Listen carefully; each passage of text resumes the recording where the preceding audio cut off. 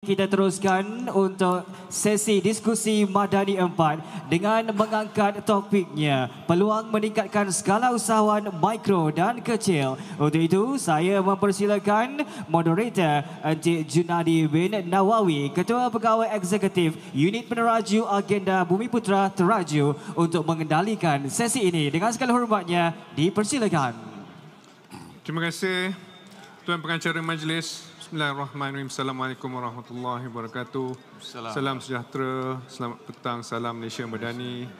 Pada div-div kehormat, para hadirin, tuan-tuan dan puan-puan yang saya hormati, yang masih lagi bersama kami pada hari kedua Kongres Ekonomi Bumiputra KEB 2024. Dan pada petang ini kita diberi peluang untuk mengadakan perbincangan ataupun perbualan, sekiranya saya boleh sebut sebagai satu perbualan di antara ahli-ahli panel, our esteemed panelists.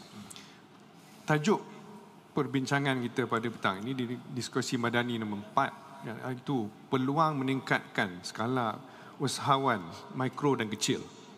Dan bersama-sama saya adalah ahli-ahli panel yang saya hormati, terdiri daripada Yang Bahagia Datuk Seri Haji Rosli Sulaiman, di sebelah kanan saya, Presiden Gabungan Persatuan Penjaja dan Peniaga Malaysia. Yang kedua adalah Encik Libat Langgup, Setiausaha Agung, Dayak Chamber of Commerce and Industry Sarawak atau DCCI.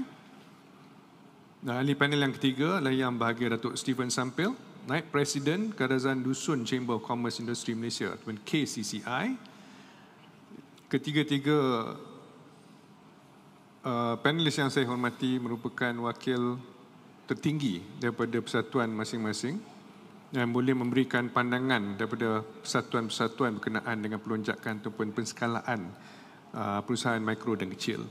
Dan bersama kita juga adalah ahli panel yang keempat, Encik Nazruf Hakim, iaitu Ketua Pegawai Eksekutif Bill Please, yang boleh juga menambah baik dengan memberikan pandangan daripada usahawannya sendiri. Tanpa melengahkan masa, saya memberikan sedikit pengenalan. Perusahaan mikro, kecil dan sederhana ataupun PMKS menyumbang sebanyak lebih kurang 38% kepada keluaran dalam negara kasar, KDNK. Dan daripada jumlah perusahaan-perusahaan yang ada di Malaysia, lebih 95% adalah perusahaan mikro dan kecil untuk PMKS. Kebanyakan usahawan Bumiputra pula tergolong di dalam kategori yang tersebut. Oleh itu, timbullah pandangan bahawa ia adalah amat penting untuk tumpuan yang lebih diberikan kepada PMKS bagi menyumbang ke arah pertumbuhan dan juga pengembangan ekonomi Bumiputra di negara kita ini, dan membantu pelonjakan perusahaan-perusahaan mikro untuk menjadi kecil, dan daripada kecil untuk menjadi sederhana, dan daripada sederhana untuk menjadi besar. Jadi dengan itu saya mulakan topik yang pertama. Secara umumnya lah, kita nak mendengar pendapat ataupun perkongsian daripada Datuk berkenaan dengan peranan persatuan-persatuan yang untuk menguruskan ahli-ahlinya yang terdiri daripada peniaga-peniaga kecil negara kita, untuk diberikan peranan yang lebih penting dan sebagai platform untuk bersama-sama secara kolektif membantu mengatasi apa-apa kekangan atau pencabaran yang dilalui oleh peniaga-peniaga kecil dan sederhana kita. Jadi termasuk juga inisiatif-inisiatif yang dilangsungkan oleh persatuan untuk membantu ahli-ahlinya. Dan dengan itu saya serahkan kepada Datuk Rosli untuk bukakan perbincangan kita. Bismillahirrahmanirrahim. Assalamualaikum warahmatullahi wabarakatuh. Salam sejahtera dan salam Malaysia Madani. Pertama, terima kasih kepada Tuan Moderator menjemput kita untuk berdiskusi bersama-sama untuk kita bincang masalah Bumiputra, ekonomi Bumiputra 2024 ini. Kalau kita bercakap soal masyarakat penjaja ataupun masyarakat IKS, industri kecil dan sederhana ini, sudah tentu kita kena melihat masalah pertamanya adalah masalah pendapatan. Pendapatan, dan yang keduanya masalah dia punya fund loan lah, pinjaman Dan yang ketiganya soal kebajikan. Ya.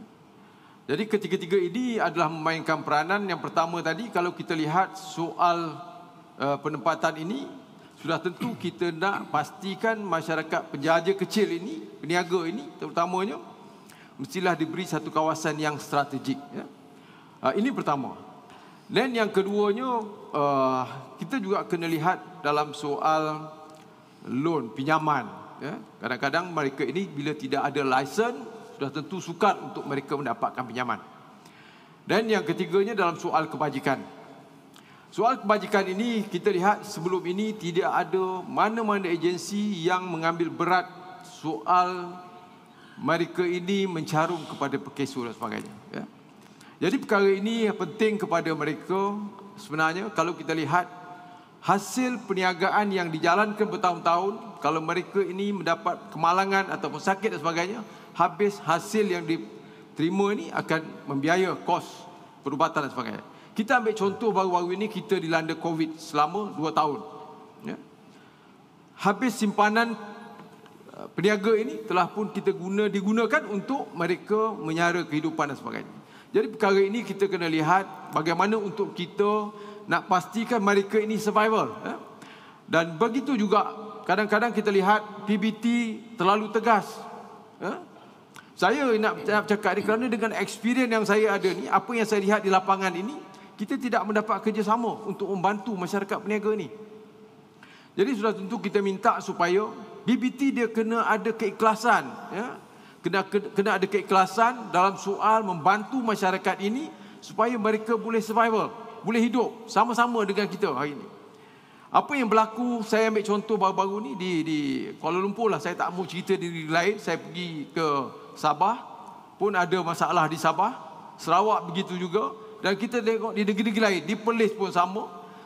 Isu yang pertama yang kita hadapi hari ini adalah persaingan di antara peniaga Bumiputera dengan warga asing yang kita tak boleh nak kawal hari ini.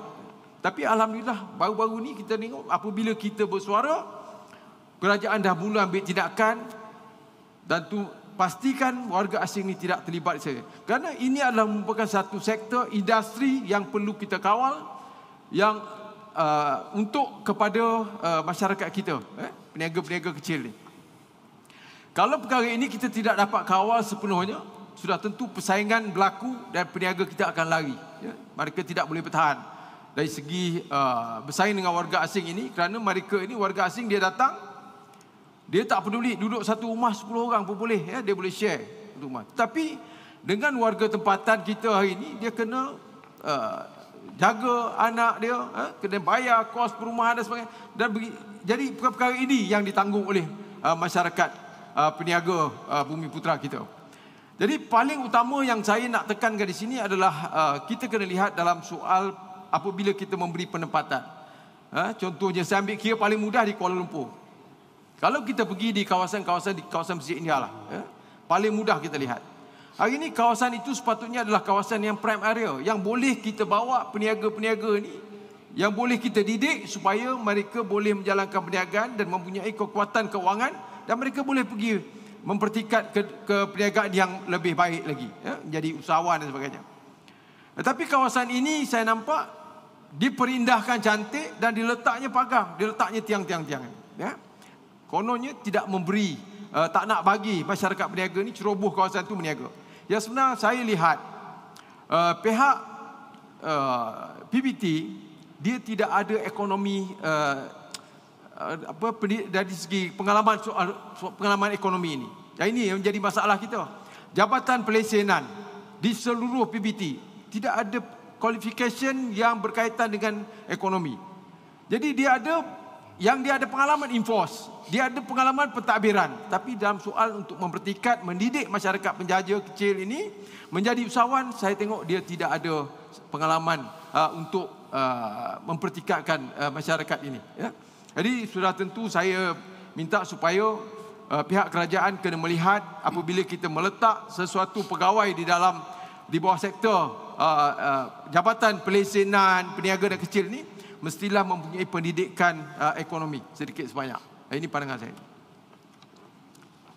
Baik, terima kasih banyak. Okey, kita panjangkan juga persoalan tersebut kepada Tuan Libat dan Setiausaha Agung Dayak Chamber of Commerce Sarawak, DCCI, and also kepada Datuk Stephen berkenaan dengan Sabah. Tapi sekiranya dapat ditambah dengan daripada sudut pandangan kekangan yang dihadapi berkenaan dengan infrastruktur asas ataupun infrastruktur mobility dan juga faktor geografi yang terdapat di wilayah Sarawak dan Sabah. Silakan. Terima kasih Tuan Moderator. First of all, saya minta maaf. Saya punya suara ada kurang sikit macam Rod Stewart lah. So first of all, Dayak Chamber berterima kasih lah kerana dijemput datang kongresnya, and we memang sokong penuh lah. So on your question, di Sarawak sekarang ni majority Dayak businessmen involved in the small and micro business, and we are all over Sarawak. In Sarawak memang besar, and we have a lot of challenge. Yang nombor satu, lack of infrastructure. Lack of infrastructure, macam jalan raya, internet connectivity, juga limited access to facilities. So, if you do business, if you don't have this basic infrastructure, you can't go further. So, di Sarawak, most of the small business remain small business. Tak boleh, develop into bigger business.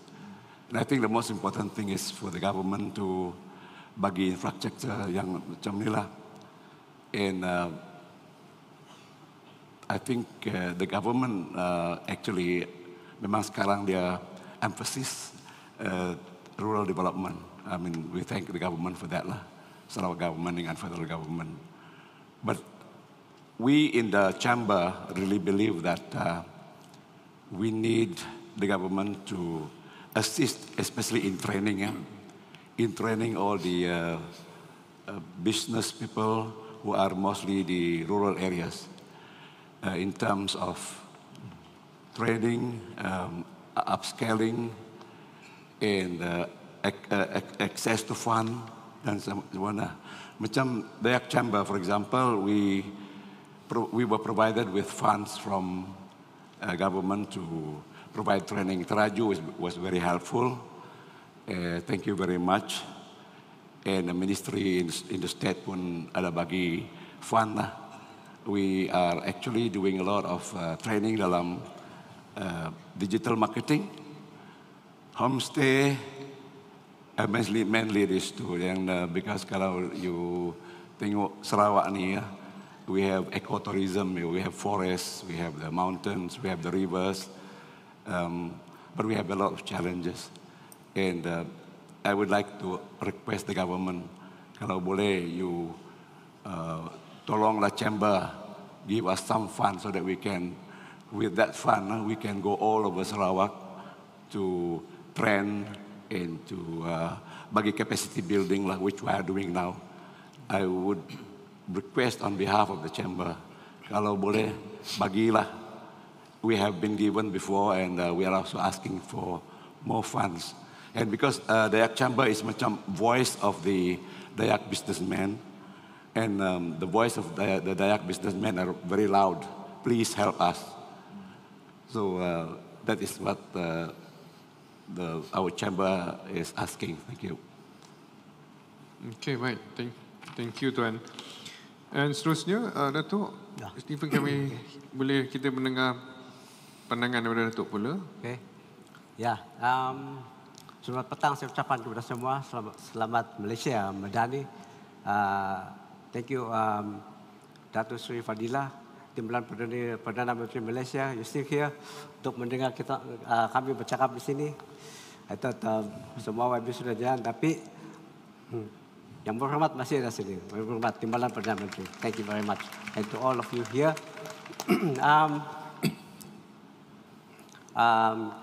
Thank you to the organizers for giving the opportunity for Kadazan Dusun Chamber of Commerce and Industry to be here untuk memberi pendapat sedikit berkenaan dengan pembangunan MSA, micro and small medium scale industry di Sabah ini. Macam my colleague was saying tadi pasal geografi itu, in fact Sabah ini face the same problem. I think more or less as much as Sarawak is facing.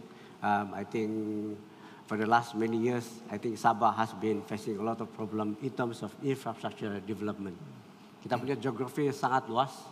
Of course, Sarawak a bit besar sikit lah, but Sabah is also quite large, and the level of infrastructure that we have there is also very much at a developing stage lah. And of course, in terms of roads, we are very, our quality of roads is very low at the moment. Even the quantity of roads pun belum cukup. In terms of ports, also electricity pun semua begitu. Also, internet connection pun tidak mencukupi. I think this is a very important, very critical factor in our SMEs development lah. So, bercerita berkaitan dengan SMEs di Sabah, I think I would like to say that Sabah and Sarawak punya SMEs face the same problem, whereby saya rasa our SMEs in Sabah and Sarawak, especially Sabah, maybe Sarawak sudah maju sikit. We are at least 10 or 15 years behind of what the SMEs are facing in Semenanjung. So this is the dilemma of the SMEs in Sabah. What SMEs in Sabah is facing. So as what Libat was saying, kita perlu banyak bantuan lah. We were saying about handicaps ini for Sabah SMEs, so that they can be at par with what SMEs in Semenanjung is facing lah. As an example, kalau kita berfikir ataupun kita bincang berkenaan dengan the level of SMEs of Sabah and Sarawak, especially in manufacturing, I think Sabah and Sarawak, especially Sabah, memang they are way behind lah. So I would like to request the government to give more attention to Sabah SMEs in terms of, kalau bukan handicap pun, more support lah. I think Timbalan Perdana Menteri ada di sini, so I think it can be a spokesman for us lah. So basically that's it. For the future, I think we need more support from the federal government to help move forward our SMEs in Sabah. Terima kasih. Terima kasih, Dato'. Okey, baik, kita teruskan, kita dengar pula pandangan ataupun pengkongsian pengalaman daripada seorang usahawan digital. Ya. Tuan Nazruf Hakim, silakan. Terima kasih, Pengerusi Majlis, moderator, menteri-menteri dan tuan-tuan dan puan. So saya ni pelik sikit, saya daripada SME. So nampak memang different lah. Tapi saya fokus in digital transformation, specifically dalam bidang payment. So saya nak mulakan dengan problem statement lah. Sebab kerja saya, kita more on data driven. Kita tak ada pakai emosi sangat. So the data is very clear. We have a structural problem.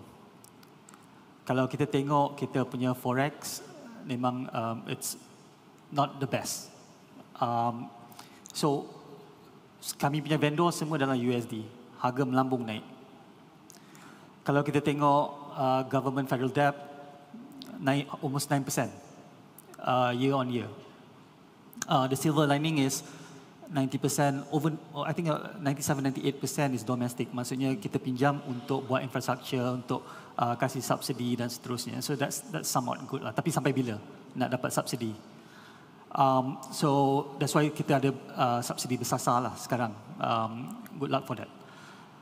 So that is the problem statement. Kita ada structural issue yang sangat besar, and for me personally, saya fikir this is a very big issue. Kalau tak selesai, kita akan ada masalah lah. Tak payah cakap satu generasi, dua generasi. Generasi ni sendiri akan susah. The solution is kita, when we talk about economy, you cannot talk about economy kalau you tak talk about populasi. Populasi is the most fundamental. Yalah, andai kata kalau esok tak ada populasi, tak ada ekonomi lah, senang cerita. So when we look at Dorsum punya latest ni kan, 2022-2023 ada 700,000 manusia baru dalam Malaysia ni. And kita zoom in, kita nampak 500,000 bukan warga negara. 200,000, ini yang recorded ini yang recorded. So 200,000 warga negara Bumi Putra. And a very insignificant number warga negara bukan Bumi Putra. So yang satu tu Sri Rosli dah sentuh lah peningkatan warga asing. That one dah terang-terang. Of course kita kata kita perlukan untuk 3D. Dangerous, dirty, domestic. Ya. Tapi tak boleh sangkalkan juga bahawa orang Malaysia pergi ke Australia buat 3D. Orang Malaysia pergi ke Singapura buat 3D. So kita boleh buat kerja 3D ni, tapi kita nak harga yang, nak salary yang berpatutan. So tu masalah satu. Masalah dua is warga negara bukan Bumi Putra pun tak naik. Suka tak suka, faktanya nyata. Yang pegang ekonomi is warga negara bukan Bumi Putra. Tu tak boleh. Pusing cara macam mana pun tak boleh. Ini fakta. Tengok Bursa Malaysia. Tengok cara nak masuk Bursa Malaysia, you kena be audited by AOB. Hanya 2 AOB auditor Bumi Putra. Daripada 50 lebih. Jatuh daripada 5. So nak masuk Bursa Malaysia pun ada 2 daripada 50 auditor saja yang Bumi Putra. Dan kita tengok sistem macam credit rating. Credit rating semua bukan dipegang. Siapa-siapa nak pinjam loan kat bank semua kena lalu CRM. Ni CITOS. This is CBM pun Sunway dah take over. So the point is that that is also a concern when tak ada pelapis daripada bukan Bumi Putra untuk lead ekonomi Malaysia. So sekarang kita pergi kepada Bumi Putra pula.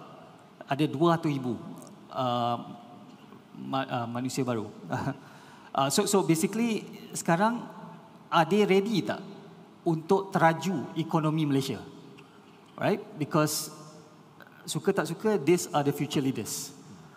And pengalaman saya, walaupun taklah panjang mana, taklah hebat mana, tapi kita serve lebih kurang 3,000 SME, kita collect 6 bilion ringgit setahun.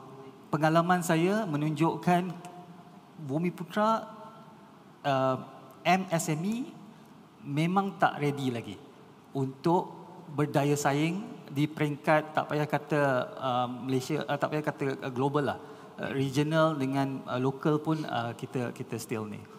So that is the problem statement lah. Alhamdulillah kita ada solusinya, and kita akan touch on that kalau ada diberi peluang. And tapi that one kita akan pergi to the next question lah untuk the solution. Thank you, Encik Nazruf. Okey, ada beberapa soalan dah masuk on the Slido. So, saya cuba gulungkan lah sebab dia berkaitan jugalah berkenaan dengan lanjutan daripada apa yang Cik Nazrul sebut tadi lah pasal pendigitalan lah kan. But Mike, apa yang saya boleh gulungkan sebagai satu soalan dan saya tujukan balik kepada Datuk Rosli adalah sama ada pendigitalan atau pengguna pakaian teknologi digital boleh disamakan dengan di antara syarikat-syarikat digolongkan di bawah SMEs dan diguna pakai untuk perusahaan mikro dan kecil. Dalam isu pendigitalan ni, ya sebenarnya kita pun dah train semua daripada masyarakat penjaja kecil ni sehinggalah kepada SME yang menjalankan industri kecil. Kita juga telah mewujudkan satu sistem iaitu kita dah train kepada masyarakat kita ni supaya kita guna tak ada lagi cash in hand. Mana kita guna sistem cashless kepada semua masyarakat penjaja yang mungkin kita akan laksanakan di seluruh negara. Kita ada lebih kurang dalam 1.8 million, 1.8 juta masyarakat penjaja seluruh negara, Melayu, Chinese, Indian. Dan hari ini telah pun kita angkat satu sistem pendigitalan yang kita bawa ini telah pun diangkat oleh Kementerian Pembangunan Usahawan untuk masyarakat penjaja ni menggunakan sistem kad prihatin masyarakat peniaga. Dan dengan sistem yang kita provide ini, mereka mendapat berbagai-bagai facilities. Dan dia boleh mencarum dengan perkeso dengan mudah. Tak perlu nak bawa, nak pergi register, pergi counter, cash dan sebagainya. Tak perlu. Dengan teknologi yang sedia ada ni, dia boleh key in dan dia boleh bayar terus kepada perkeso. Dan akan datang ni kita akan providekan satu data di mana dia boleh bayar license. Tak perlu nak pergi counter, dan dia boleh bayar license melalui deduct daripada dia punya phone. Ini dah telah kita laksanakan. Cuma dari segi penerimaan oleh masyarakat penjaja kepada sistem ini agak lambat sedikit. Maka kita minta supaya Kementerian Pembangunan Usahawan memainkan peranan agar memberi pendidikan kepada mereka ini supaya mereka memahami bagaimana kita dapat laksanakan sistem digital ini. Seterusnya. Selain daripada itu, kita juga kena lihat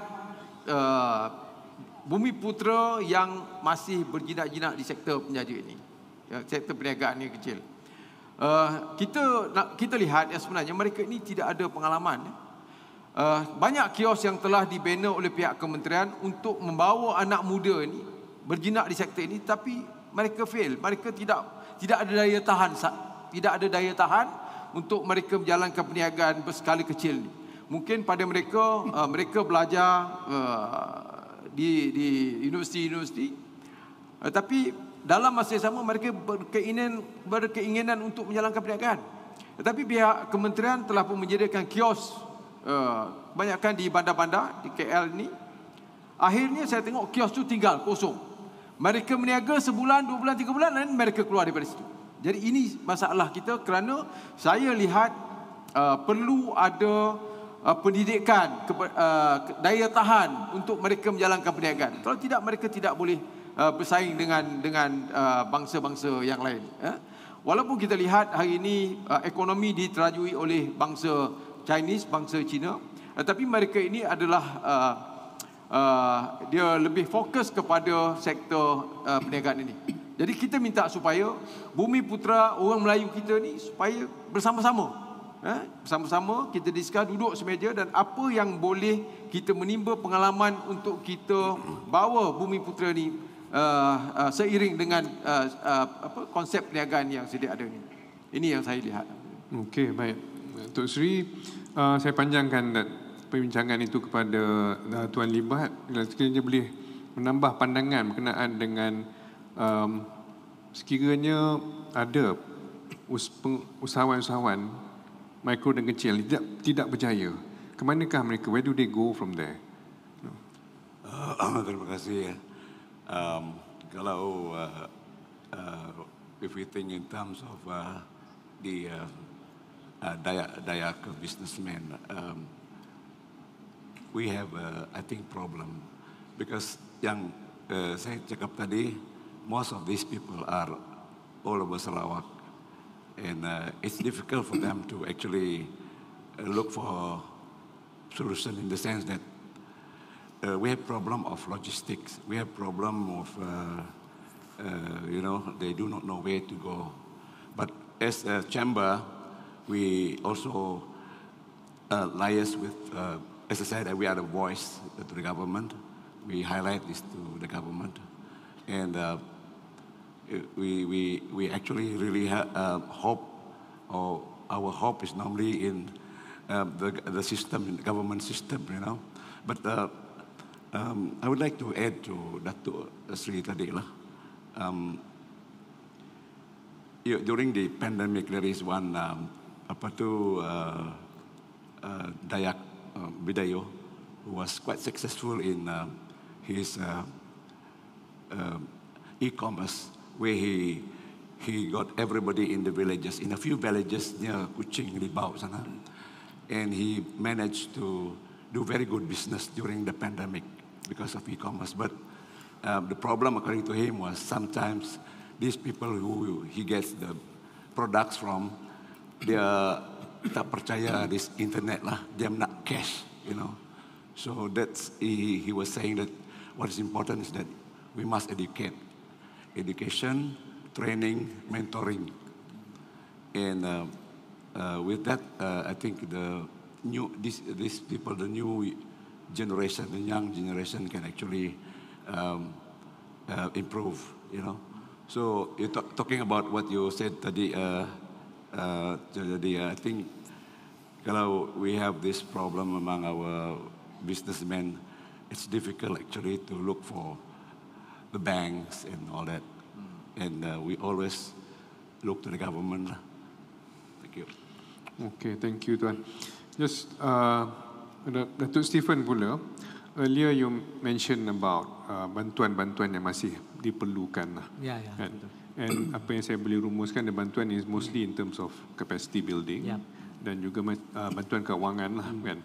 Tapi dari segi pelonjakan, kan, dengan bantuan yang sama ada kewangan ataupun bukan kewangan yang mampu disediakan oleh pihak kerajaan atau maupun pihak swasta, what would be that level, kan, where you can say that usahawan-usahawan mikro dan kecil from within your chamber ataupun di Sabah secara keseluruhannya lah, what would be that level where you can say that dia dah sampai satu tahap di mana mereka ni stabil dan sustainable?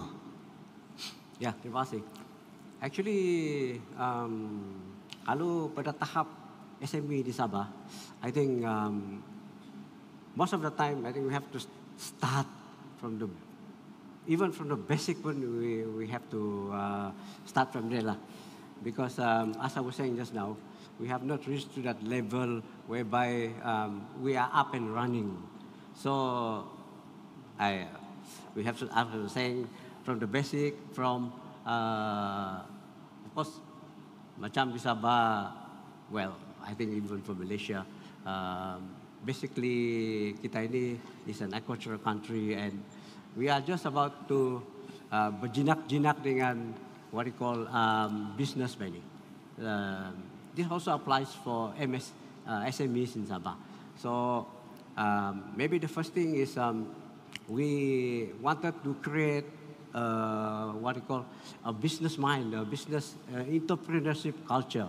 So this is the first process that we need to start. So once we have that, and then we go into assisting them in terms of production, masuk dalam business too, and then the question of subsidies, question of grants comes in lah. That is the first level. Then it goes on to the process of production, the process of processing, and then marketing, technology, and management begitu. Then after that, of course, the next level is where they are already up and running, and then then we have what we call the process where these people can then take up the programs of loans ataupun especially loans lah, and then on and on begitulah. So of course there are various levels, but basically for Sabah, I think what we need now is more at the basic level, and then after that the higher level lah. Thank you. Thank you, Datuk. So kita dah dengar daripada wakil-wakil tertinggi persatuan-persatuan dan Chambers of Commerce. So back to you, Encik Nazrul. Ada beberapa soalan yang memang ditujukan khas kepada Encik Nazrul lah. Sekiranya saya boleh baca lah kan. Dan di samping itu saya nak tambah juga, if you can add to what your fellow panelists dah sebut tadi lah, berkenaan dengan digital adoption when it comes to nak menangani jurang yang masih ada. You were talking about your company falls under the SME category, whereas you were talking about mikro dan kecil lah kan. Jadi dari segi digital adoption tu, perhaps you can share your thoughts of this, but I'll just read off the questions for you. Dan satunya, bolehkah Encik Nazrul menyatakan based on your experience, apakah kekurangan yang paling kritikal bagi SME Bumiputera? Itu yang pertama. Dan yang kedua, masih ada peniaga Bumiputera yang masih takut dengan penggunaan digital seperti yang saya sebut tadi lah kan? Dan apakah faktor-faktor yang menyumbang ke arah perasaan takut ataupun tak confident lah nak proceed dengan digital adoption kan?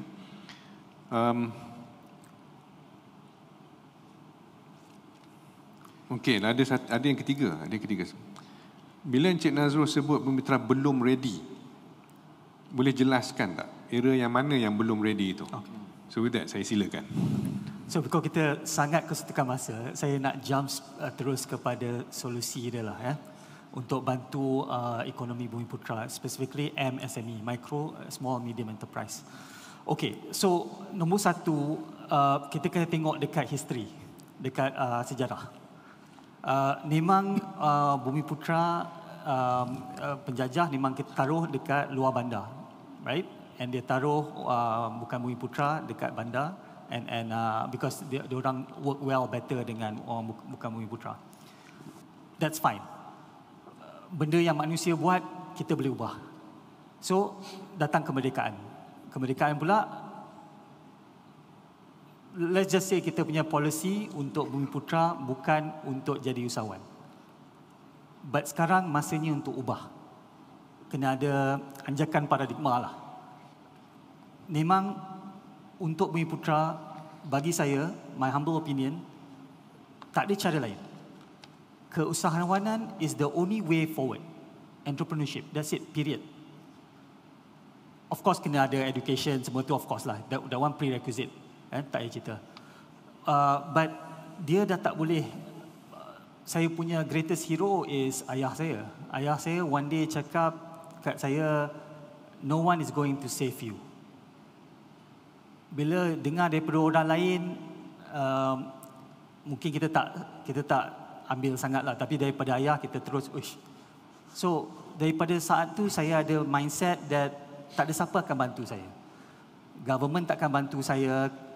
Parents takkan bantu saya, kawan-kawan takkan bantu saya ada saya saja untuk maju ke depan dengan usaha lah.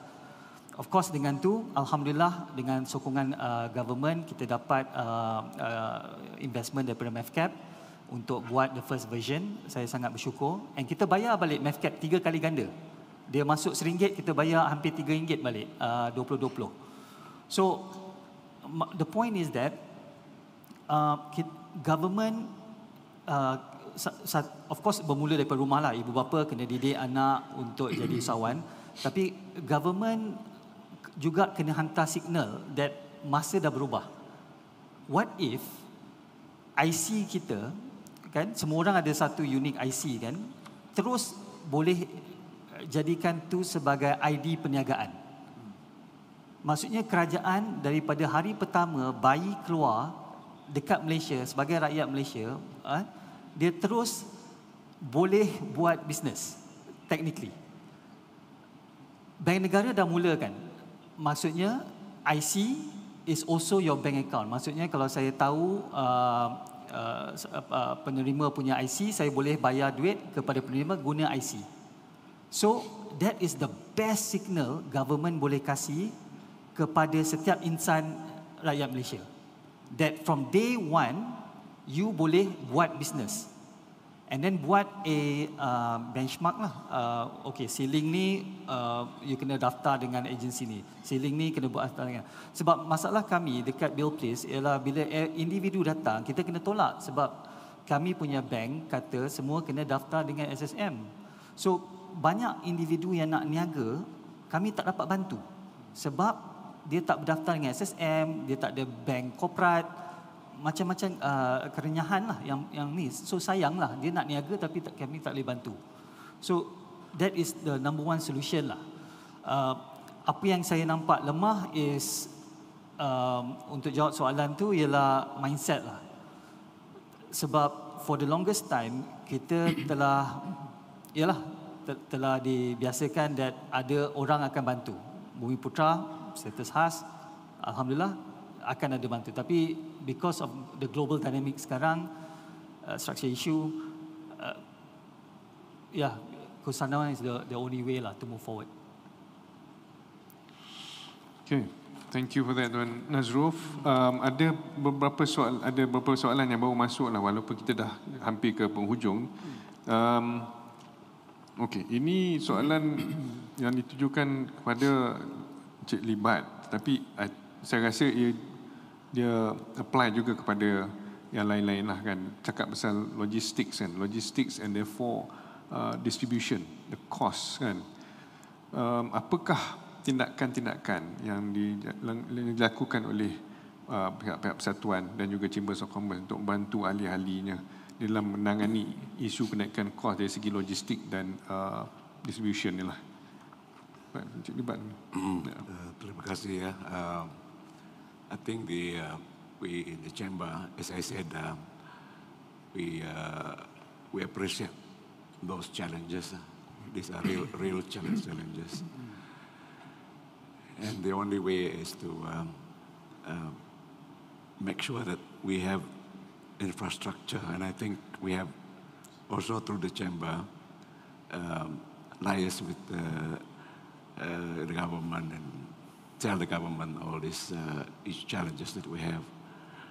And if you talk about logistic and all that, we actually, the chamber, we go out all over Sarawak, even to the pedalaman sana, to give training, in terms of education, like what I said, giving training on how to do business, homestays, and digital training, and other on accounts and all that. The simple training that we can afford.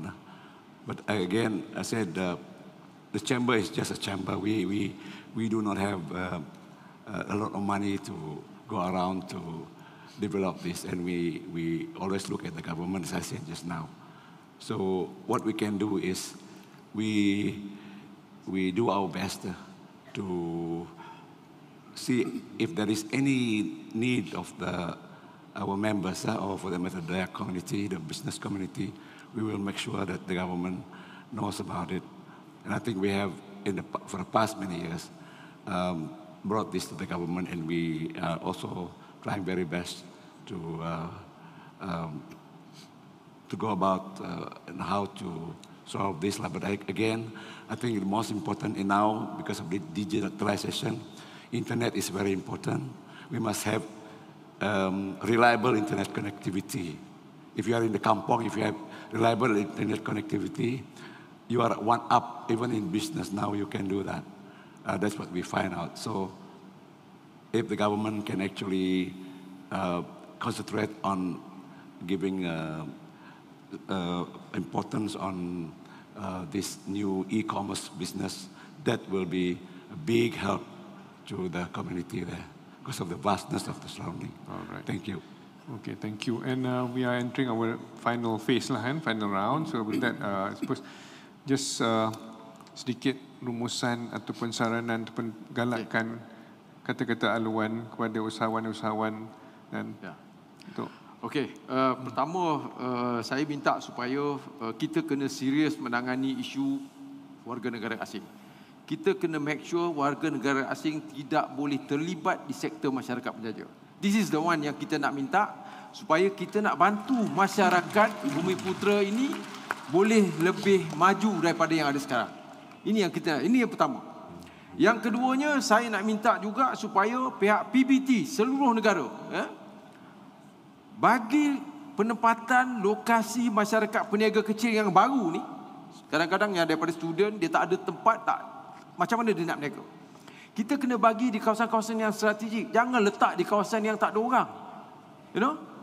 Kalau kita tengok tadi isu warga asing, semua bangsa datang. You tengok daripada negeri China, India, Indonesia, Thailand, Kemboja, merata ada dalam negara. Ini yang kita kena make sure government kena enforce mereka ni keluar daripada negara kita.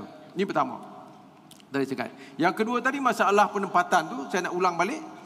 Kita nak kawasan-kawasan yang strategik ni, YDP negeri ataupun Datuk Bandar, dia kena ada jiwa nak membantu masyarakat peniaga Bumi Putra. Kalau dia tak ada jiwa ini, dia buatlah macam mana cantik pun tak ada guna kepada negara kita. Kerana Bumi Putra ni manusia. Dia manusia dan dia ada perut, dia pun nak makan. Tapi kalau dia meniaga, you letakkan dia di kawasan-kawasan yang tidak strategik, bagaimana dia nak survive? Bagaimana dia nak hidup? Baru-baru ni kita lihat, kita minta supaya pihak PBT buat operasi kepada warga negara asing. Apa yang dibuat? Bukan saja warga asing, warga tempatan pun disapunya sekali. Ini masalah kepada kita. Kita nak, you bayangkan, kalau saya seorang peniaga kecil, saya bayar lesen dengan PBT, bolehkah hari ni kalau saya tak nak bayar lesen? Saya rasa boleh. Kerana PBT gagal menangani negara asing, saya terpaksa bersaing. Saya tak ada bisnes. You know tak? Jadi saya rasa yang sebenarnya lesen-lesen masyarakat penjaja ni sepatutnya kena bagi free. Selagi pihak kerajaan tidak boleh enforce warga negara asing, lesen ni percuma bagi kepada warga tempatannya ini. Dalam soal untuk membantu masyarakat ini, kerajaan, semua agensi-agensi yang terlibat kena duduk bersama-sama. Dan jangan hari ini apabila bila menteri baru masuk, dasar berubah. Dia kena handing over yang mana baik, kita teruskan. Ini bila menteri baru masuk, tukar dasar. Yang ni saya tak nak buat. Yang ni menteri lain punya. Ni dulu dia buat. Ini masalah kita. Jadi apa nak jadi dengan masyarakat penjaja yang baru nak naik ni? Dasar berubah. Betul? Pinjaman. Soal pinjaman. Birokrasi terlalu ketat. Bunyi mudah. Nak pinjam susah. Ini masalah yang saya hadapi. Inilah rintitan yang saya dengar daripada masyarakat bawah di seluruh negeri saya pergi. Inilah cerita dia. Warga asing yang pertama lah. Ya. Tapi soal pinjaman, saya juga tidak galakkan masyarakat penjaja, peniaga ni meminjam. Ya, kalau dia datang nak pinjam, minta saya recommendation, 10,000 saya tak akan bagi. Saya nak lihat apa keperluan yang disedia. Kalau dia ada persediaan, menyediakan barang, keperluan, contohnya untuk roll the business, tak ada modal, untuk modal persaingan. Jadi kita akan menyokong kepada tekun bagi pinjaman 5,000, 3,000 saja. Kerana kita tak nak masyarakat ini terbeban dengan pinjaman untuk membayar balik pinjaman. Ini kita sebagai persatuan yang bertanggungjawab, kita nak pastikan masyarakat peniaga ini jangan terbeban dengan hutang. Ya? Ini yang kita buat. Apatah lagi selepas COVID, mereka tak ada duit, jumpa kita minta pinjaman dengan tekun. Ya? Kalau nak pinjam memang banyak. Peniaga ni kalau nak pinjam, dia nak pinjam banyak. Tetapi kita sebagai pemimpin kena menilai berapa keperluan keuangan yang dia perlukan. Ya? Kerana kita tak nak mereka-mereka ini terbeban dengan pinjaman. Selain daripada itu, saya nampak perlu ada perbincangan dengan pihak-pihak agensi kementerian untuk kita membantu seikhlasnya masyarakat peniaga yang baru nak hidup ni, supaya dia boleh hidup dan boleh meniaga dengan lebih baik dan boleh mempertingkatkan perniagaan yang lebih jauh daripada apa yang dia ada sekarang. Sekian. Terima kasih. Terima kasih, Tuan Sri. Back to you, Selibat, just final words. Terima kasih. Number one, I would like to say, we find it so difficult, sangat susah to get grants from these government agencies like SME Corp and all that. Yeah, I agree with Sri because of the requirement. And for the Dayak community, one of the things is most of the business in the rural areas are not registered. And actually they are doing business not registered, so they are not qualified because of the requirements of the government. So I think kalau boleh, government should try to study macam mana boleh tolong lah. Because the moment you want to apply, they said, where is your registration? Registration, tak ada. So that's one thing. And secondly, like yesterday, we hear the former CEO of SM Corp talking about what they gave, and very good, you know.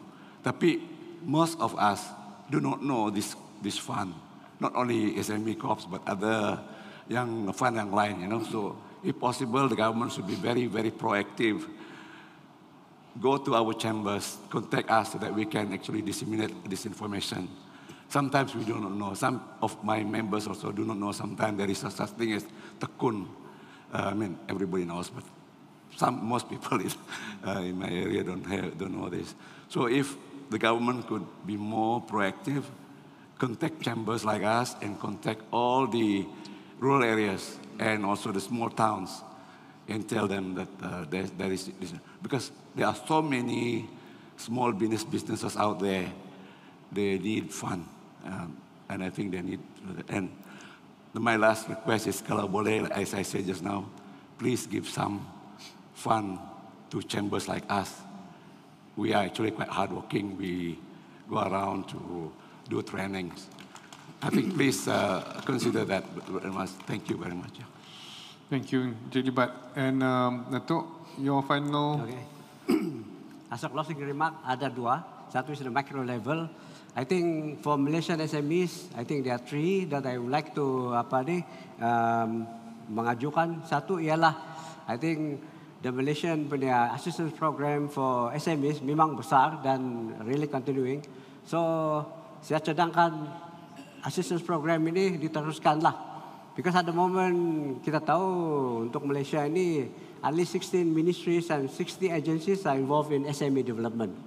So satulah daripada itu ialah teraju. So kita nak continue with this assistance program so that kita punya entrepreneur index in Malaysia, which at the moment stands at 40. So mungkin dengan ini the next few years kita akan macam US lah sampai 60 begitu.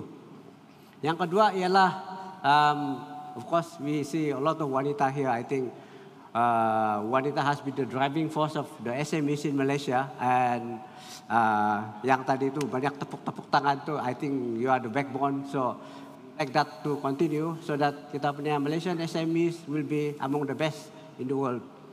Also juga for the youth, I think because the youth at the moment constitute about around 51% of kita punya population, so this is the backbone also. It is the pemacu SMEs untuk Malaysia the next decade, the next few years.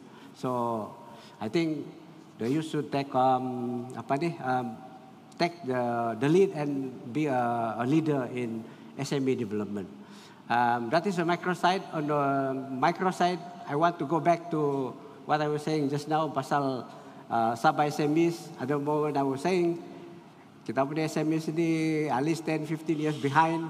So we would like to tell the government that kita minta bantuan lah, sama ada daripada preferential treatment kah ataupun handicap, because as you know, kalau yang pemain golf ini kalau kau tidak ada handicap, kalau tidak 24 and then lawan 10 memang kalah. So I think maybe it's high time that of course we've been trying to put this message across lah for so many years. So since we have the opportunity now in front of the Timbalan Perdana Menteri and all of you, we would like to repeat this once again lah, kalau boleh, bukan lagi boleh. We would like that we be given special consideration so that we can move forward as fast and as good as the SMEs in Semenanjung. That includes also Sabah Sarawak lah. Terima kasih, Sekian dan Datuk. terima kasih. Terima kasih, Datuk. Nah, akhir sekali balik kepada Tuan Nazruf, kita having heard dan mendengar daripada the ties of the associations and the chambers of commerce. What do you have to say as a kata-kata akhir ataupun kata-kata galakan yang boleh disampaikan kepada usahawan-usahawan di bawah persatuan-persatuan ini? Pertama kali saya nak ucapkan terima kasih sangatlah sebab Bill Please terima banyak galakan, banyak investment, grant daripada kerajaan. So ada part yang kerajaan buat benda yang betul. Tapi moving forward, the question is always macam mana kita nak scale entrepreneurship. Tak boleh just ada satu Bill Please. Dia kena ada banyak-banyak similar stories macam Bill Please. Scale it up. So the only way is, kalau saya kasih banyak cadangan pun susah nak ingat. Satu cadangan ialah balik pada IC tu. Kalau government esok kata IC ni boleh digunakan untuk perniagaan, automatically register dekat SSM, automatically ada bank account corporate, semua automatic, right? Of course the details kita boleh plan ni lah. That is a game changer. Terus day one, setiap rakyat Malaysia, sebab kita carry dalam wallet, dalam bag semua, terus mindset akan berubah. Terus mindset akan jadi usahawan. Kalau tak jadi usahawan pun dia akan tahu that pentingnya usahawan, dia akan didik anak dia. Hang tengok ni, like IC ni boleh guna untuk buat bisnes dekat Malaysia. Right? So that is not happening. Ada macam-macam bureaucratic proses that kita kena lalui untuk buka bisnes. Up to the point where dekat Bill Please kita nak buat another unit focusing on incorporation, accounting. Itu lagi satu. One of the kelemahan, ada soalan tadi tanya, is about compliance. Bumiputra, tengoklah macam mana maju pun, kebanyakannya dia tak in compliance. Maksudnya bila teraju, tekun, marah, minta management report. Jangan kata management report, cash versus revenue pun kita tak dapat bezakan. So, tapi tak boleh salahkan dia orang. They are not accountant by training. They are brilliant buat graphic design. They are brilliant buat sauce kicap, whatever, right? Biarkan dia orang buat yang tu. But there need to be a system in place to make them in compliance so that dia orang boleh cecah this invisible ceiling and pecahkan and go further. So right now dia ada invisible ceiling ni. Dia pelik. Kenapa dia tak boleh naik atas? Right? Because of this. Because bank tak nak kasih because you tak ada management report. Grant tak dapat sebab you tak meet this checklist. So if we can buat dua lah. Satu is make sure that senang buat business. IC itu is one example. And then make sure there is support to make them to be in compliance so that they can beat that invisible ceiling. Itu dua benda lah yang ease saya of rasa. doing business Ease lah, of doing kalau business. saya boleh rumuskan lah kan. Yep. Pemudaharaan yang bukan keuangan lah kan, yang mampu disediakan oleh pihak kerajaan. Sebagai usahawan, biar diorang usaha sendiri. Nak ada pun root word usaha dalam tu. kan keusahawan kan. So biar diorang usaha sendiri, tapi jangan halang diorang buat bisnes. Kan, saya nak buat bisnes kena buka bank corporate. Bank corporate perlukan sponsor. Sponsor perlukan deposit tertentu. Like it's just crazy lah untuk young entrepreneur kata 20-an nak masuk. It's just impossible. Okay. Baik, terima kasih sekali lagi. Kita dah hampir pukul 6 dah. Terima kasih sekali lagi saya ucapkan kepada Datuk Seri, Datuk tuan-tuan yang sudi bersama kita pada sesi diskusi petang ini, dan kepada Yang Amat Berhormat Timbalan Perdana Menteri, Deputi Kehormat yang masih bersama kami dah hampir pukul 6 pada hari kedua KEB 2024. Sekali lagi saya ucapkan terima kasih yang banyak-banyak tak terhingga, dan saya sudahi dengan wabillahi taufik wal hidayah. Wassalamualaikum warahmatullahi wabarakatuh. Salam sejahtera. Saya serahkan kembali kepada tuan pengacara majlis. Waalaikumsalam warahmatullahi wabarakatuh. Terima kasih kita ucapkan kepada moderator Encik Junadi bin